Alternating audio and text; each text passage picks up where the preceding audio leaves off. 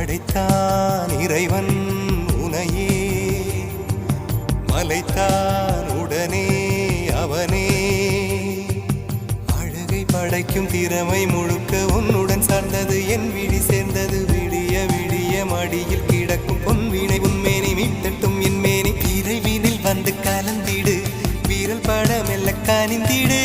உடல் மட்டும் இங்கு கிடக்குது, உடன் வந்து நீயும் உயிர் கொடு. பல்லவன் சிற்பிகள் அன்று பண்ணிய சிற்பத்தில் ஒன்று,